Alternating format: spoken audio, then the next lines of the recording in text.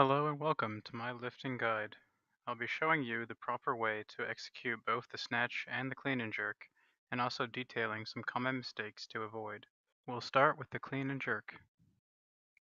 To start, stand in front of the bar with your feet about hip width apart. Your toes should be directly under the bar. Next, grip the bar so your arms are around shoulder width. You can measure about 1 thumb length past where the grain of the bar begins.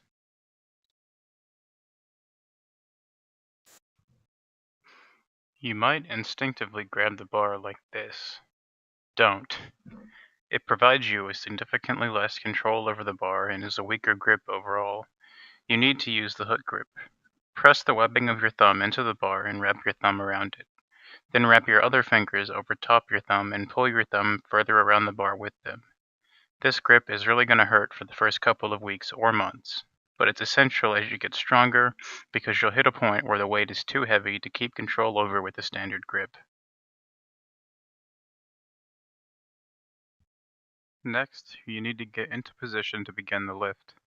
Your arms should be straight, your back flat, your eyes looking straight ahead, your hips slightly above your knees, and your weight evenly distributed across your feet. An easy way to get your weight distributed evenly is to simultaneously press your big toe, little toe, and heel into the floor and maintain those 3 points of contact throughout the lift. You're now ready to begin the lift. First, let's go over the positions. In Olympic lifts, there are 3 positions you need to smoothly transition through. Position 1, where the bar is mid-shin and you still have your knees bent and your chest out over the bar. Position 2, where the bar clears your knees and you sweep the bar back to your hip, brushing your thighs to keep the bar close. Extend your ankles, knees, and hips simultaneously with all your strength. Position 3, where you're fully extended on your toes with the bar at your waist. From position 3, you shrug your shoulders and pull the bar straight up and yourself under the bar. Once the bar is past your chest, thrust your elbows under the bar as you turn your wrist over and catch the bar on your clavicle. Drop into a front squat as you catch the bar. Finally, stand up, making sure to not lean forward or back so as to keep control of the bar. Now, let's talk about the jerk. After standing up from the front squat, reset your feet at hip width and bend your knees slightly. Explode upward, pushing the bar straight up as your feet shuffle out to a split. Your right foot should go straight forward and your left diagonally back and to the left. Your knees should be bent in the split to better support the weight. Rotate your shoulders forward as you lock your arms overhead, with the bar in line with your ears and your ankles. From here, take a half step back with your front foot, then a full step forward with your back foot to complete the lift.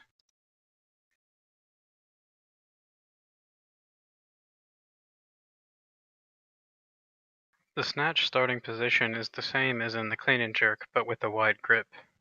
How wide is personal preference, but a good baseline is 1 thumb length from the ring near either end of the bar.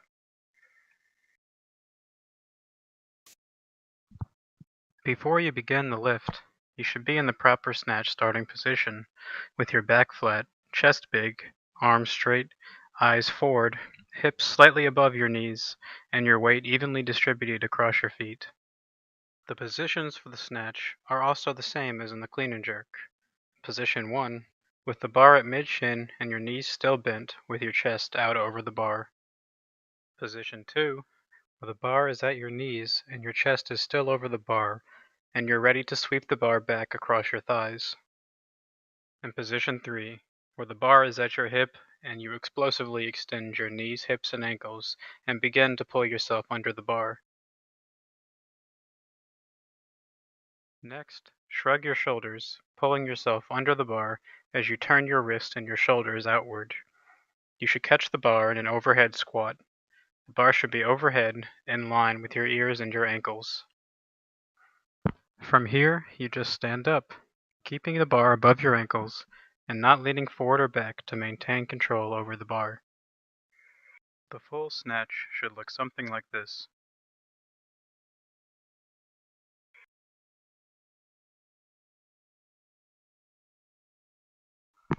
Next, let's go over some common mistakes that you should avoid when executing these lifts. You may be tempted to forgo the hook grip for the comfort of a standard grip. It will work okay when you're just starting out and lifting lighter weights, but I promise the pain is worth it for the additional grip strength and control that the hook grip gives you. Next is throwing your hips forward. New lifters often throw their hips forward towards the bar instead of sweeping it back across their thighs. This will push the bar out away from your body, and the bar will maintain this forward momentum when you try and catch it. Most of the time, this will cause you to lose the lift. Next, we have lifting on your toes. Many new lifters will unconsciously lift their heels up during a lift as they feel the bar pull them forward. This will cause you to start leaning forward, and you'll often miss the lift this way. Another mistake is not pushing your elbows under the bar when you clean. Some new lifters will have their elbows straight down under the bar when they catch it on the clean. This won't make a huge difference with lighter weights, but as they get heavier, this will cause the bar to slip out of your hand as you try to stand up. Finally, we have throwing your head back on the snatch. To some, it may feel natural to throw their head back when transitioning from position 3 to an overhead squat on the snatch. However, this will make it much more difficult to keep control over the bar, as the act of throwing your head back will throw your entire body off balance. I hope this video was helpful in teaching you the technique to properly snatch and clean and jerk. It is still important to have a coach guide you through these complicated movements so you avoid injuring yourself. Have a good day.